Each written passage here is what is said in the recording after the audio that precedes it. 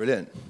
Well, thank you, Jarvis, and thank you very much for everyone for coming to our talk on energy, energy networks, energy pricing, energy storage systems, and of course, it wouldn't be Duracell if we weren't talking about batteries. So before we get into it, I'd love to just get to know you guys a little bit better. So I'm just going to ask a few questions. And can you please, should we do raise hands or should we do stand up?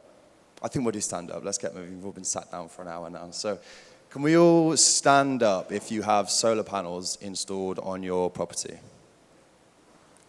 1, 2, 3, 4. Okay, not bad, not bad. And then stay standing or stand again if you have a battery system on your property as well. So only one out of the 4. Okay, very interesting. And then also, please stand if you're on an electricity tariff where you pay a different price for energy based on the time of day. So it might be overnight or typically during off-peak periods. Okay, nice. And just you guys as well that didn't have solar, do you have electric vehicles by any chance? Is that right? No, EV? No, okay. Brilliant. Okay, that's really good to get a good understanding. So I think hopefully we can learn a lot today. So, which way is it? There we go. So to start with, I'm going to take you back to the 1880s. 2 energy titans, some would say the founding fathers of energy as we know it today. So on the left, we have Thomas Edison.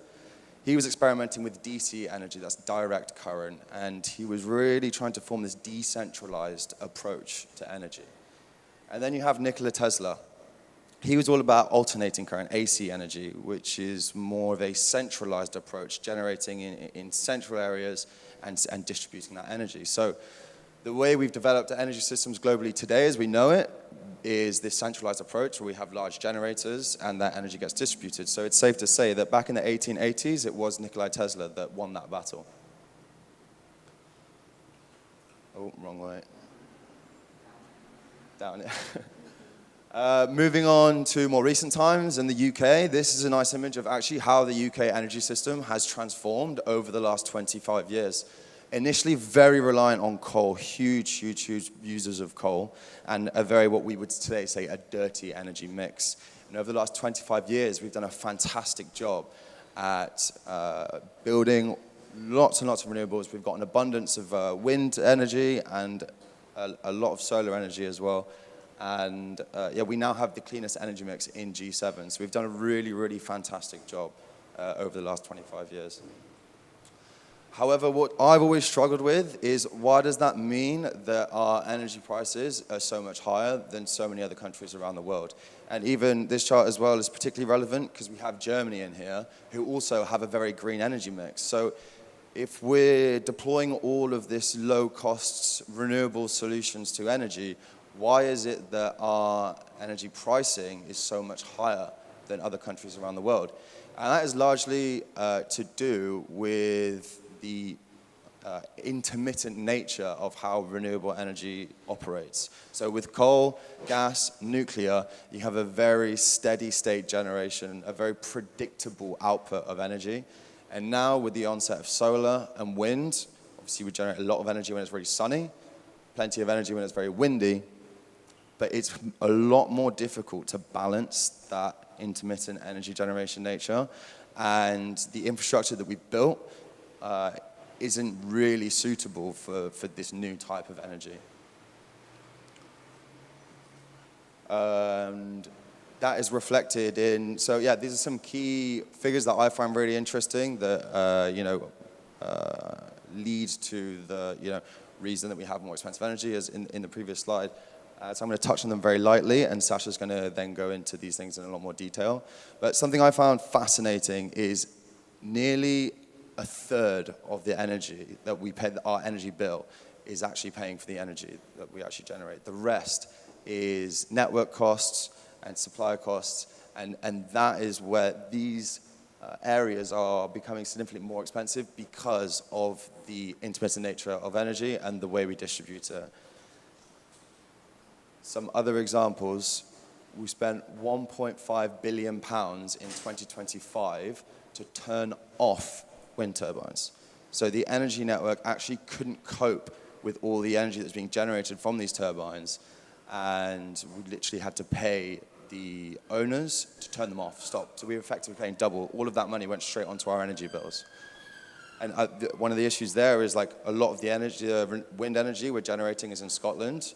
And then, here in London is where we use most of the energy. And there's one transmission link between Scotland and London. So it really is a distribution problem that we're facing. There's also the issue of marginal pricing. So in our energy mix, let's say we have solar, wind, nuclear, and then gas. Gas is the most expensive form of energy, but when we have gas in our energy mix, all of those other forms of energy are then priced at the price of gas. So the more we can push gas out of our energy mix, the more that's also going to help bring down the cost of energy. And the fix is stuck in a queue. So we have plenty and plenty and plenty of huge infrastructure solutions, connections, grid scale storage, stuck in this massive queue. And I was thinking about this the other night, actually, and something that gets spoken a lot about is HS2 and our ability to deploy large infrastructure in this country. And this queue is very, very long. And as it stands, things are going to get worse before they get better because this fix is taking too long. So it's not all doom and gloom because there is a solution, and that solution is flexibility. So this is something that EDF have been working on for a long time, and something that we're looking to bring to our customers as well. So over to Sasha. Yeah. One too many things to hold. Good to meet you all. Hopefully meet some of you a bit better later. I'm Sasha Mather from EDF. I'm in the trading part of the business. I'm just going to zoom in a little bit of detail, not too much because it gets super complex super quickly, about the nature of the wholesale market and sort of how that's related to the mix of generation sources on the grid.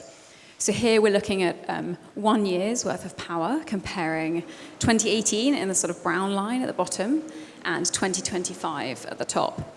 So I think the main thing to spot here is that it's a lot more spiky and volatile in recent times compared to 5 years ago.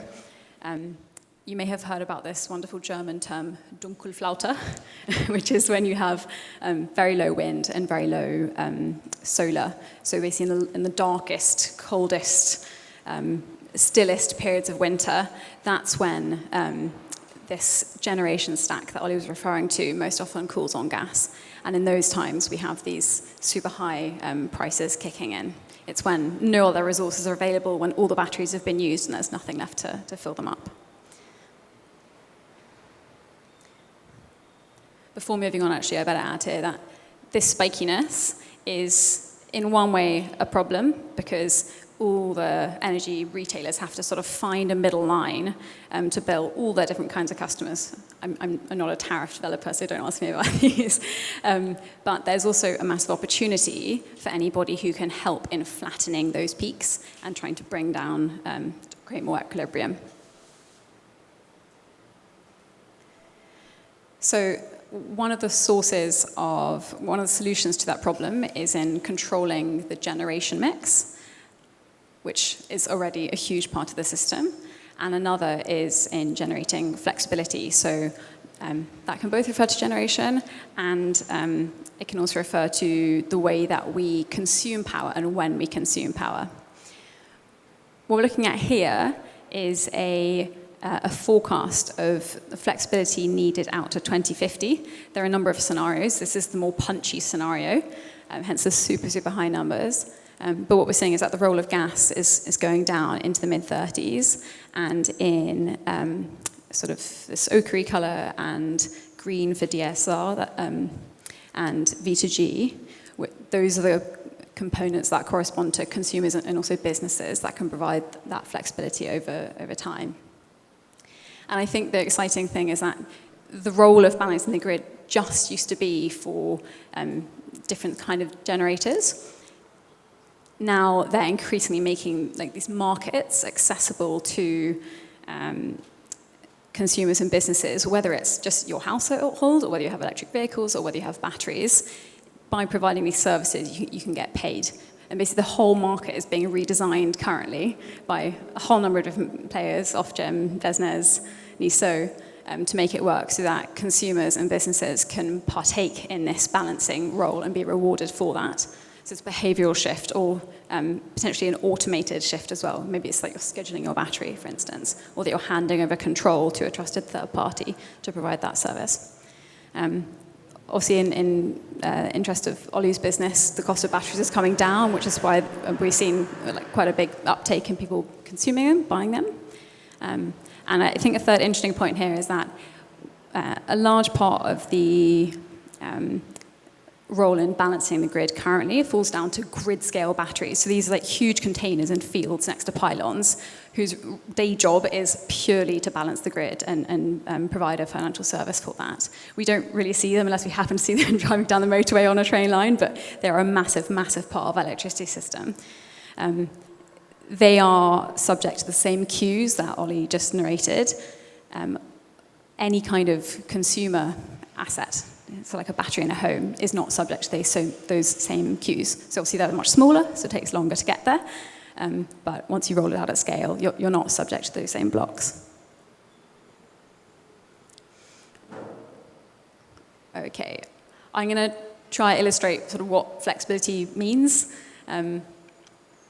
Ultimately, this is a typical daily wholesale price. So you have a bit of a spike in the early morning when people get up, wash, maybe cook, go to work, and then a bit of a lull in the middle of the day, and then everybody comes home in the evening, and there's a huge, huge peak on the system. And it's that second peak which is often the most strenuous on the grid, depending on what the nature of renewables has been, renewables and other generation mix that day. So one sort of core function of flexibility is to store the power at its cheapest time. That is typically around 2 or 3 in the morning to use in a later time. That might be the morning peak, it might be the afternoon, evening peak. Or shift your consumption away from that peak time into a later time. We're not asking you to not do stuff in the evening, but with, for example, a battery, you can store up power early in the day. The battery then releases that to your home so that you're not drawing down from the grid in real time, as it were. Over to you. Great, thank you. So this gentleman on the right here, Mark Millar, that's our CEO and founder. So he had a long background in manufacturing, product design, moved to China, built a factory in China, moved to the US. And then when he came back to the UK, he started doing a government project on substation storage, and it was actually providing flexibility with this substation storage. I think it was fast frequency response at the time. And when he was working on this project, he thought, why are we having all of these big batteries in centralized locations? They're slow to build, they're big, expensive projects. And he really saw a future where every home had its own battery system. So, got me again. So 10 years later, that idea is starting to be realized. So 50,000 products sold, and 4 years ago, a partnership with Duracell. So Mark was very particular about his products because of his background in substation storage and its ability to charge quickly, discharge quickly to support the grid, a long cycle life because you're maybe doing multiple charges in one day. Well, he employed that philosophy into his home battery, and in, I think it's probably about 2019, launched the fastest charging, longest lasting residential battery system. So it's a high quality product and performed really, really well. And that caught the attention of Duracell. So about 4 years ago, we started a partnership with Duracell. And for the last 3 years, we've exclusively been manufacturing Duracell branded products, which has been absolutely fantastic. So how the products work, and I'll probably spend a little bit of extra time on this slide given the amount of people that don't have solar and battery installed. So solar boomed massively in the early 2000s when there was a subsidy for installing as feed-in tariff or FIT payments. And effectively, customers were getting paid for every kilowatt hour of energy that they generated, and therefore it made the payback of solar quite attractive. However, when they removed that subsidy, I think it was in the mid-20 teens, maybe 2015 or something like that, the market crashed quite significantly. The payback made less sense, and it wasn't until battery technology became much more reliable, affordable, advanced. It then was in around 2020 when we've seen the second boom of solar in the UK and actually globally, to be completely honest. So the big issue with solar panels is when you install solar panels on your roof, obviously when you're generating energy, and things have changed a little bit now, but still pretty much true. When you're generating energy in the day, people are often not at home, so you're not using that energy when you're making the most of it. So with just solar, you actually only use around 30% of the energy that you generate, and the other 70% just goes back to the grid, and you effectively, now you can get paid a little bit for it, but I think Nick touched on it earlier, it's 23p to buy and something like 5p to send back to the grid. So not that efficient, and with a battery, however, all of that energy you would have sent back to the grid, you can now store in the battery and use it in the evening and overnight. So the battery does this like daily cycle loop. And then on top of that, we also, and that in itself is helping with the flexibility problem, because what we're doing is, as Sasha mentioned, we're not using grid energy during these expensive periods of the day. We've got the solar panels, we've got the battery to keep us covered generally during those periods. This piece of software we've developed over the last 6 years. We call it Tariff Intelligence. And these dynamic tariffs I was telling you about is when you pay a different price for energy at different times of the day. So to keep it very simple, there's a lot of, they're marketed as EV tariffs generally, where you have 4 or 5 hours of cheap energy overnight, where you can charge your EV and you can charge your car. So we employ this kind of like tariff optimization strategy in our batteries, where if you submit on the app what energy tariff you're on, the system can intentionally charge during these cheap periods. So if we said, okay, with solar and a battery, 60 to 80% of your energy is effectively free, right? You're doing that yourself. That's free energy, effectively. The 20 to 40% you still need to buy from the grid. So the whole point of this piece of software is, instead of buying energy during the during the peak periods where it's expensive and also not as green, if we can charge the battery intentionally overnight, then we can bring down, and in those periods the price range is 5, 6, 7p. So we can then bring down the overall cost of energy, that 20 to 40%, from 25p per kilowatt hour to 10p per kilowatt hour. So now we're getting somewhere in the region of 80 to 90% savings from installing these products. So this is why they've become significantly more popular. The pricing of the product, I think solar panels are about a third of the price that they were at the start of the boom around 2020, and batteries are about half the price as well. So the overall system cost is significantly less. The performance is significantly more, and we're getting to this really nice sweet spot now of like kind of 4 to 8 years payback if you're using all the right strategies and if you size your system correctly. And yeah, what we're really excited is to provide our customers with even more savings and also support the grid further with these flexibility and distribution problems by partnering with EDF to deliver a grid services program to our customers. So what that means is we can opt the homeowners' batteries into grid service events where we're supporting the grid at certain times, and the customer gets paid to do that as well. So now you've got your 80 to 90% savings. We're actually adding some additional earnings on top of that, and our whole aim as a business is to get customers' energy bills down to £0. That's what we're doing behind the scenes with your system. And we've actually seen some instances where you can get 5p for selling some energy back to the grid as well. We have got case studies where customers are actually net positive on their energy bill after installing one of these systems. And so now I think back to Sasha to go through how this works in more detail. Sure. Thanks. So I'm part of a team which runs a virtual power plant. Cool title. Basically, it's an extremely complex web of all sorts of different generation and sort of offtake or consumption technologies, and a team of people and a sort of a stack of technology that operates the whole thing. And this really exists because if I were to say to you, you can do flexibility, you can make some money, go do it. You would have to sort of have an interface with the market operator, and it'd be more than your day job. That can't be even expected of generators who exist professionally. So we're effectively a middle layer, which is like licensed to have the interactions with the markets.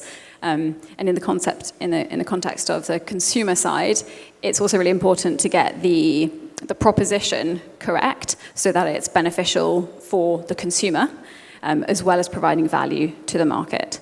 So in essence, what is going on here is we need a way to understand sort of the fundamentals of the battery and the owner of the battery, or any other kind of asset in question. It might be a heat pump, it might be an electric vehicle, it might be a wind turbine. So we need to understand things like what its generation capacity is, what its state of charge is at any one point of time, what the sort of hard parameters of the owner might be. So take, for instance, an electric vehicle. You've got a state of charge target by a ready by time. That's an example of a hard parameter that we need to take into account. And then effectively we can send signals to those assets, batteries, vehicles, to dispatch them. So they effectively carry out an instruction which they have consented into via the proposition. In some instances, it could be that you reject that instruction for a particular time of, a particular kind of service. Once that sort of delivery has been taken place, we collect the revenue from the market that we have bid into, and then we share that back to the asset owner via the proposition. So you'll probably be familiar with some of these already, and there are a number of sort of elements of smart tariffs, and some of the energy providers are already doing this and passing that value back through a tariff. Another way of doing that is sort of agnostic to tariff, so instead you capture the savings and you pass it through as like a cash benefit to customers effectively. And so this is what we're planning for a launch later this year. Just for context, I said I'm in a part of a trading team in EDF. This is sort of the whole EDF ecosystem, and we are just one very small box sort of over here. So it's a huge, huge business. And my team provides services into lots of different functions within this business and to third-party businesses as well who need some kind of route to market or flexibility services. So just to give you a sample of some of the flexibility products that we're servicing already. So starting from, let's start from right to left, unusually. So I mentioned this grid-scale battery operation.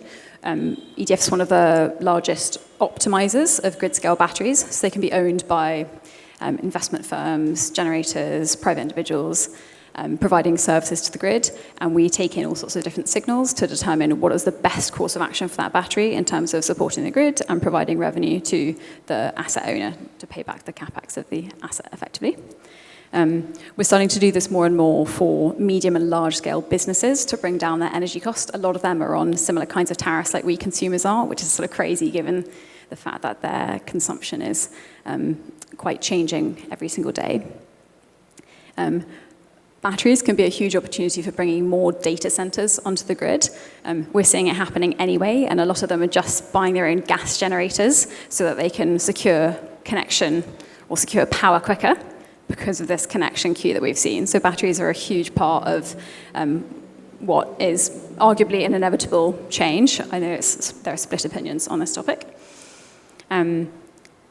On the left-hand side there, I've referenced pod rewards, and this is like a smart charging proposition. So you give us your ready by time and your state of charge, and we will sort of choose the best windows, excuse me, overnight to charge your car, and it means that we can give you the cheapest price for that.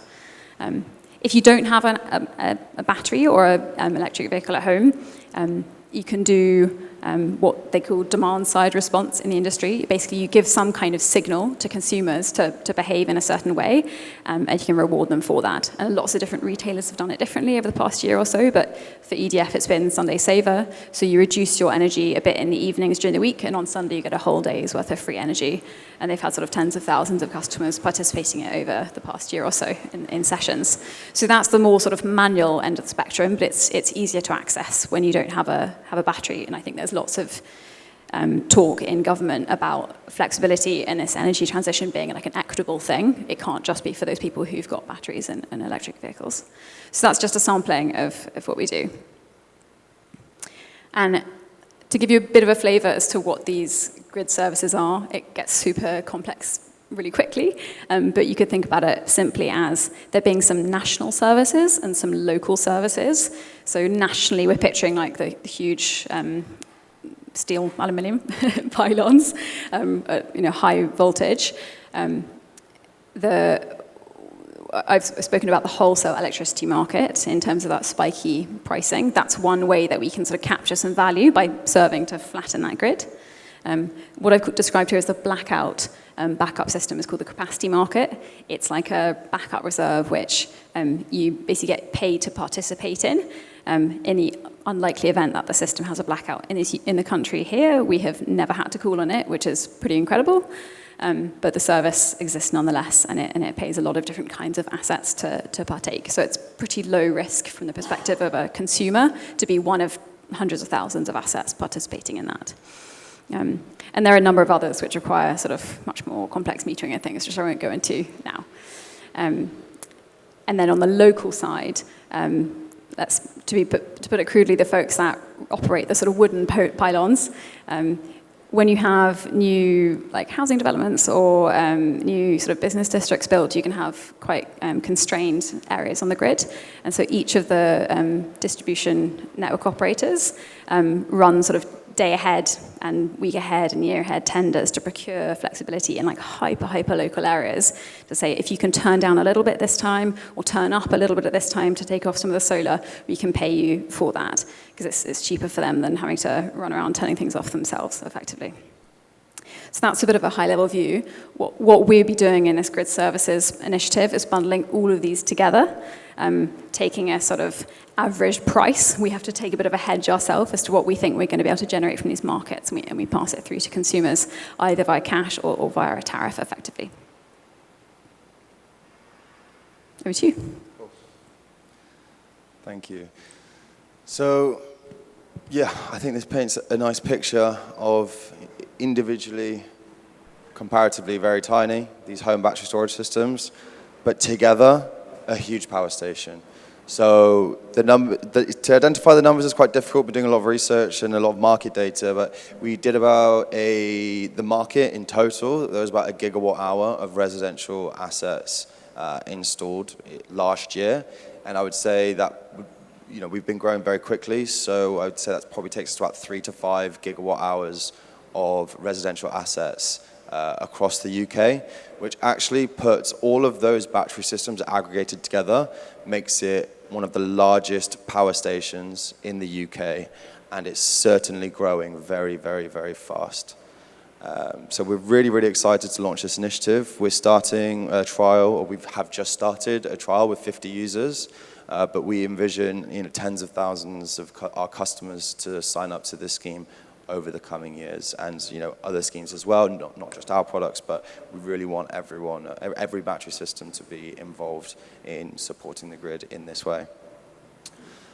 So 140 years later, in 1880, we said it was Nikola Tesla that won the battle, but the way things are going, it looks like Thomas Edison might be winning the war.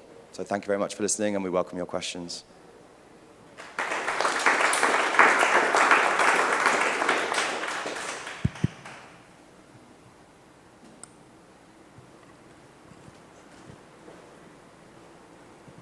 Thanks very much, and thanks for the presentation. And the concept of putting small batteries on houses is a great concept, and should have been doing it years ago, really. But to convince the people that haven't invested in a battery for their property, Can you give your best estimate of what the return on investment would be based on your new dynamic charging? Yeah, definitely. So it was only a few years ago, typical installation you'd be looking at around £10,000 for the solar and battery. But as I mentioned, with the hardware costs coming down so significantly, you're now looking anywhere between 6,000 to 8,000 for your average home, and that number kind of continues to go down. And then, previously where you were looking at 60 to 80% savings at that previous cost, it was normally getting quoted around £10,000. 10 years for the £10,000 upfront cost. And we're now seeing that come down. It can really be anywhere between 4 and 7 and 8 years, especially if you have an electric vehicle and you move your EV onto that off-peak charging session as well.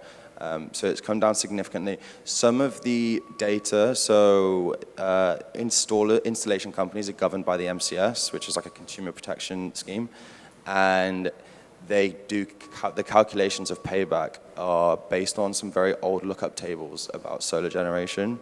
So actually, when you get quoted solar and battery installation with payback, some of that data is actually quite outdated, and it doesn't consider like the tariff optimization and obviously these grid services as well. So the information that's presented is, I would say, slightly outdated, and you can probably expect your system to pay back quicker than those. It's a consumer protection thing, right? So they don't want people to feel like they're getting ripped off, so they'd rather play it safe. But yeah, we're actually working with some organizations to provide some data that will then allow them to update those metrics and how they calculate payback. So yeah, it is variable. Every house is different. The market average figures are generally based on like 10 to 12 kilowatt hours of electricity usage per day. So just keep that in mind. And the other thing I would add to that, which I always tell everyone, is when you're looking at your system, to a certain extent, I would always recommend trying to maximize the amount of solar panels you can fit on your house. The cost of the solar panel is such a small part of the system. You could be looking at something like, let's say, a 10-panel installation could cost you something like £6,000 with a battery, but then a 20-panel installation might cost you like £8,000. So actually, you're doubling your generating capacity, which is now even more important, by only increasing the cost of the system by 25%. So if you can afford to do that, I'd recommend maximizing the amount of solar panels that you install.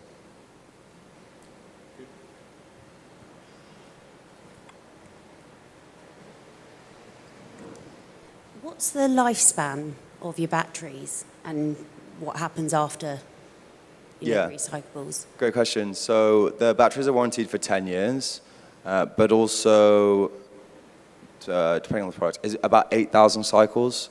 So that's how many times you can fully charge and discharge the battery. So a lot of the other batteries on the market are only 6,000 cycles, or they have a clause in the warranty that talks about megawatt hours of throughput. So we've got some data that suggests our batteries last up to twice as long as leading brands. And what that means is that within that, so 8,000 cycles, if you think of 8,000 days, that actually takes you to about 20 years if you do 1 cycle per day. However, with our batteries, what you can do is you can do 2 cycles per day over the 10-year warranty of the battery. And what that allows you to do is it allows you to charge your battery with solar, it allows you to charge your battery at the off-peak rate, and it also allows you to perform grid services. If you were to do all those three things, you'd probably looking at close to 2 cycles per day. So that's, 10 years is the benchmark, but then it depends how long you use the battery for. And how are they disposed afterwards? Oh yeah, so we take responsibility for the battery at the end of its life. So recycling of batteries is currently something that we have to pay for.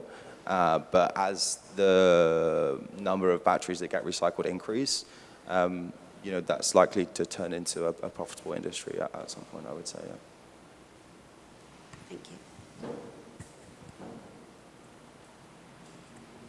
So the rate at which the cost of batteries has fallen over the last 15 years is truly amazing, and I don't quite understand why it's not on the headline news every day of the week, really. But how close are we to the batteries being able to solve the problem of longer storage? So, if you don't have any solar or wind for 6 weeks or something, interseasonal, I think they call it. It's something I ask our trading team every time we speak to them. From what I understand, and this is quite a complex world, so I don't claim to give you all the answer, but I'll give you my best answer. To make the economics of buying these very, very large batteries stack up, you need sort of certainty that you'll have a certain demand for them to be cycling over that 2 to 6 week period. In Australia, the length of batteries is already very, very long because there's so much solar across the country. They've got very aggressive intermittency every single day, and it's like extremely reliable given Australian weather that you'll have those spikes. So that has led to there being this market there, which has these, I think up to, don't quote me on this, but definitely double, maybe 4 times as long as our battery sizing. As I understand it in the UK, I think the problem is that during these suppressed periods, the volatility is still not high enough to make those models stack up. I think there are alternatives as well, like pumped hydro, but then of course you either need a really big lake and some mountains or like an artificial version of that construct.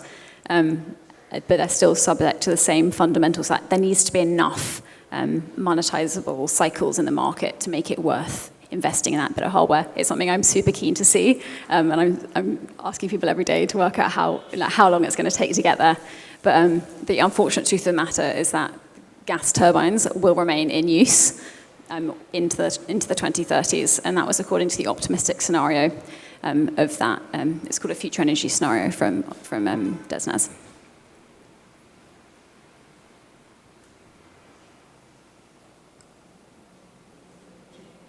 Okay, good. I'm not sure where Jarvis has got. Oh, did you have another one? Yeah. Yeah. So the contracts that the electricity generators go into for wind turbines and all the other systems, how long are those contracts for? My understanding is they're 15 or 20 years. Would you mind repeating the start of the question? I couldn't hear very clearly. The contracts that are currently being signed by the electricity generation companies, such as EDF, are they 10-year, 15-year, 20-year contracts?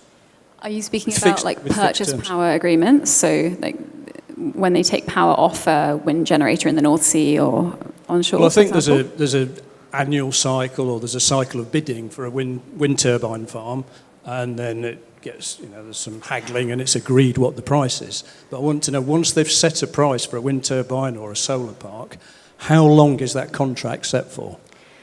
I'm not the expert, but in the PPA world, so purchase power agreements, the smaller sites might be as short as 5 years, longer ones might be up to 25 years. I think you might be referring to the contracts for difference scheme. Yeah. And off the top of my head, I wouldn't be certain, but I think it's between the 15 and 25-year mark. So it's quite interesting how that would overlay onto the graph you showed about gas being phased out. Yeah, it's one of the mechanisms they use to create these projections about what the sources of generation will be into the future. Like those funding rounds are the way that they can sort of forecast like who's bringing what kinds of generations onto the market, and therefore how much will be renewable, how much gas we're going to need to build out, renew, subsidize, and how much consumer flexibility are we going to need to incentivize from consumers like us and businesses too.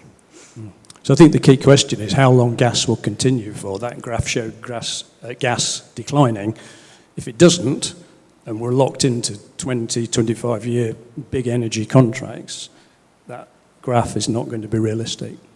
It's definitely one to speak to a trader about if you can get hold of one, but gas turbines, like any other bit of hardware, has a lifespan.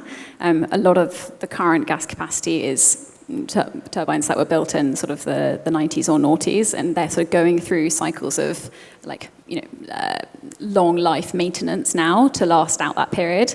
But I'd imagine they've sort of baked in a certain lifespan that can't go beyond that. So it'd be super interesting to see if there were still demand, as you say, in the early mid 2030s to go through another maintenance cycle. Fingers crossed that's not necessary. Yeah, we'll talk about that later. Yeah. Okay. Thank you. Are there any other questions from anyone else? I assume all the batteries you're talking about are lithium batteries. Indeed, yes. So there was a shift. Actually, we've always used lithium iron phosphate, which is the safer, high-performing form. So some of the older battery technology was lithium, magnesium, cobalt, which where there have been some battery fires in the past, and it's always been with that technology. So lithium iron phosphate has no thermal runaway. You can drill through it. It's very safe and secure. So that's the technology that we've always gone with. How sustainable is the lithium supply in a global context when everybody's rushing towards battery technology? Where's the lithium coming from, and how long before the lithium wars start? Yeah, 100%. So it's very, very topical, and it's something that we've been dealing with. And there's been a big shift towards the use of sodium. So lithium is finite, and there's some figures to say that if every country reached their targets by 2030, we would run out of lithium. And sodium sits very close to lithium on the periodic table, so it's got very similar properties. The main difference is it is slightly less energy dense, which is a negative. So a 5 kilowatt-hour battery as it is now that is lithium, if you were to have that as a sodium battery of the same size, you'd probably only get 3 kilowatt-hours out of it. But it is definitely safer, as well as it's more temperature resistant, so it performs better in more extreme temperatures. And also, far more abundant. I think it's the 5th or 6th most plentiful element on the planet. Plenty of sodium to go around. So there have actually been some sodium batteries that are being made, but no one yet has quite settled on the correct chemistry balance to go into like mass production. But yeah, I would envision that happening probably before 2030 is a shift to sodium. Now, we've actually got one in our warehouse. We've got an operating sodium battery with some cells that we've got that we've been testing for a couple of years already. So yeah, we'll be ready for that when it comes. That sounds a bit as if sodium will be okay for large static batteries, but not so good for cars, for example. Yeah, because of the energy density. Yeah, exactly. Yeah, but I think the technology for cars is coming a long way. There's some great cars with the great range, like the the miles per kilowatt hour you get out of a car keeps increasing and increasing and increasing. So you now have cars with like 100 kilowatt hour batteries that can go hundreds and hundreds of miles. So as that technology develops, then maybe leads to a requirement for less large batteries within the car. Thank you.